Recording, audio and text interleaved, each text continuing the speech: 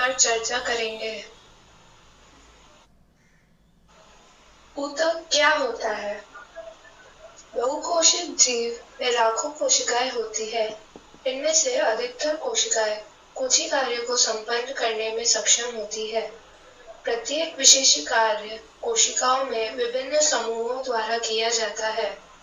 कोशिकाओं के ये समूह एक विशिष्ट कार्य को ही अति दक्षता पूर्वक संपन्न करने के लिए सक्षम होते हैं। बहुकोशिक जीव में श्रम विभाजन होता है। शरीर के अंदर ऐसी कोशिकाएं जो एक तरह के कार्य को संपन्न करने में दक्ष होती है, सदैव एक समूह में होती है। कोशिकाओं का यह समूह ऊतक कहलाता है। वे कोशिकाएं जो आकृति में एक समान होती है तथा किसी कार्य को एक साथ संपन्न करती है, समूह में एक ऊतक। पादप ऊतक और जंतु पादप ऊतक। अधिकांश ऊतक सहारा देने वाले होते हैं। ऐसे अधिकांश ऊतक मृत होते हैं। पौधों की वृद्धि कुछ क्षेत्रों में ही सीमित रहती है। पौधों के कुछ ऊतक जीवन भर विभाजित होते रहते हैं। जंतु ऊतक। जंतु भोजन, साथी और आश्रय की खोज में इधर उधर विचरण होता है। जंतु के अधिकांश ऊतक जीवित होते हैं। ये पौधों की अपेक्षा ऊर्जा का अधिक उपयोग करते हैं। जंतुओं में विभाज्य वृद्धि अधिक एकरूप होती है, अतः जंतु में विभाज्य तथा अविभाज्य क्षेत्रों की कोई निश्चित सीमा नहीं होती।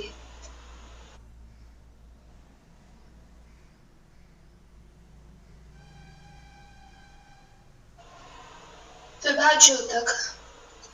पौधों की वृद्धि उन्हीं क्षेत्रों में होती है जहाँ विभाज्योतक पाए जाते हैं। विभाज्योतक द्वारा तैयार नई कोशिकाएं प्रारंभ में विभाज्योतक की तरह होती है, लेकिन जैसे ही ये बढ़ती है और परिपक्व होती है, इनके गुणों में धीरे धीरे परिवर्तन होता है और ये दूसरे ऊतकों के घटकों के रूप में विभाजित हो जाती है। विभाज्योतक के उपस्थिति वाले क्षेत्रों के आधार पर इन्हें शीर्षस्थ, कैम्बियम तथा अंतर्विष्ट भागों में वर्गीकृत किया गया है। स्थायी ऊतक। विभाज्योतक द्वारा बनी कोशिकाएं एक विशिष्ट कार्य करती है और विभाजित होने की शक्ति खो देती है, जिसके फलस्वरूप वे स्थायी ऊतक का निर्माण करती है। इस प्रकार एक विशिष्ट कार्य करने के लिए स्थायी रूप और आकार लेने की क्रिया को विभेदीकरण कहते हैं।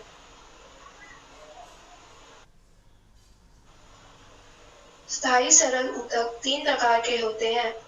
पहला, पैरेन्काइमा। यह पतली कोशिका भित्ति वाली सरल कोशिकाओं का बना है। ये कोशिकाएं जीवित हैं। ऊतक की कोशिकाओं के मध्य काफी रिक्त स्थान पाया जाता है। तन और जड़ों के पैरेन्काइमा पोषण करने वाले पदार्थ और जल का भी संग्रह करते हैं। दूसरा, कॉलेन्काइमा। पौधों के विभिन्न भाग में बिना टूटे हुए लचीलापन प्रदान करता है। यह पौधों को यांत्रिक सहायता भी प्रदान करता है। ऊतक के एपिडर्मिस के नीचे पर्णवृत्त में मिलता है। इसकी कोशिकाएं जीवित, लंबी और अनियमित ढंग से कानों पर मोटी होती है। तीसरा, स्क्लेरेन्काइमा। यह ऊतक पौधों को कठोर एवं मजबूत बनाता है। इस ऊतक की कोशिकाएं मृत होती है। कोशिकाएं लंबी और पतली होती है, जो कि इन ऊतक की भित्ति लिग्निन के कारण मोटी होती है। पौधों के भागों को मजबूती प्रदान करता है। जटिल स्थायी ऊतक एक से अधिक प्रकार की कोशिकाओं से मिलकर बने होते हैं और ये सभी एक साथ मिलकर एक इकाई की तरह कार्य करते हैं। उदाहरण, जाइलम और फ्लोएम, ये दोनों मिलकर संवहन बंडल का निर्माण करते हैं। जाइलम। जाइलम टेकिड वाहिका जाइलम पैरेन्काइमा और जाइलम फाइबर से मिलकर बना होता है। इन कोशिकाओं की कोशिका भित्ति मोटी होती है। अधिकतर कोशिकाएं मृत होती है। पैरेन्काइमा भोजन का संग्रह करते हैं और यह किनारे की ओर पानी के पार्श्वीय संवहन में मदद करते हैं। फाइबर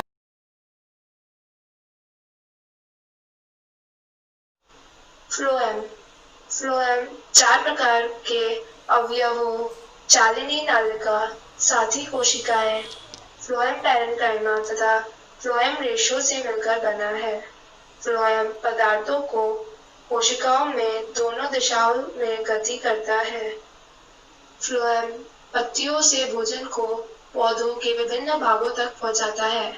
फ्लोएम रेशो को छोड़कर फ्लोएम कोशिकाएं जीवित होती हैं।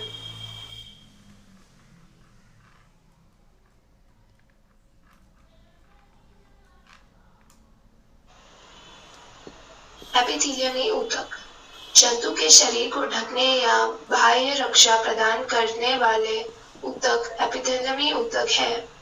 ये विभिन्न प्रकार के शारीरिक तंत्रों को एक दूसरे से अलग करने के लिए अवरोध का निर्माण करती है। त्वचा, मुंह, आहार नली, रक्तवाहिनी नली का अस्तर आदि सभी एपिथेलियमी ऊतक से बने होते हैं। एपिथेलियमी ऊतक 4 प्रकार के होते हैं। पहला शल्की एपिथेलियम, यह अत्यधिक चपटी और पतली होती है तथा कोमल अस्तर का निर्माण करती है।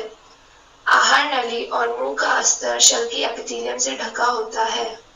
घनाकर एपिथेलियम, यह वृक्कीय नली तथा लाल ग्रंथि की नली का निर्माण करता है, जहां यह उसे यांत्रिक सहारा प्रदान करता है।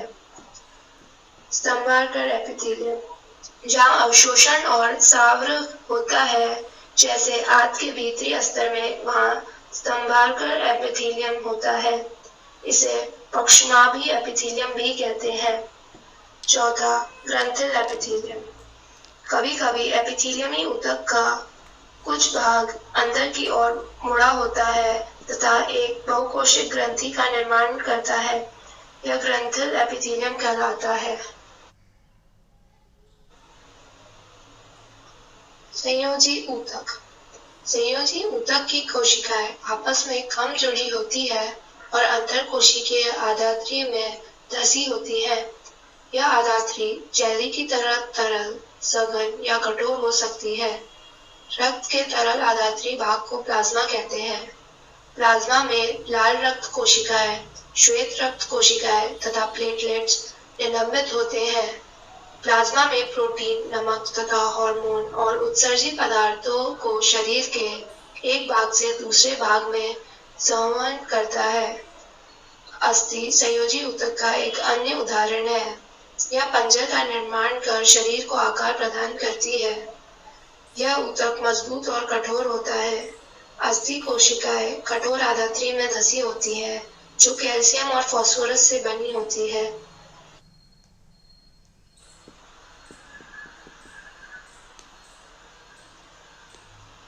पेशीय ऊतक लंबी कोशिकाओं का बना होता है, जिसे पेशीय रेशा भी कहा जाता है। पेशियों में एक विशेष प्रकार का प्रोटीन होता है, जिसे सिकुड़ने वाला प्रोटीन कहते हैं, जिसकी संकुचन एवं प्रसार के कारण गति होती है।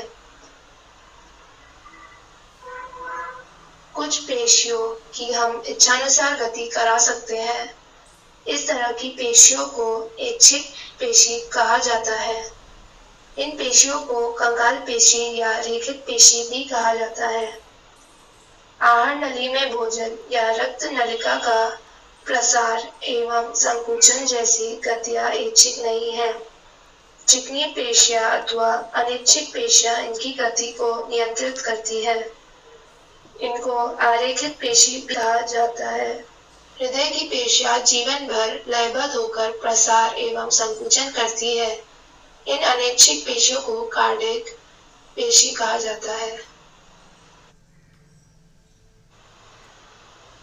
तंत्रिका ऊतक की कोशिकाएं बहुत शीघ्र उत्तेजित होती है और इस उत्तेजना को बहुत ही शीघ्र पूरे शरीर में एक स्थान से दूसरे स्थान तक पहुंचाती है।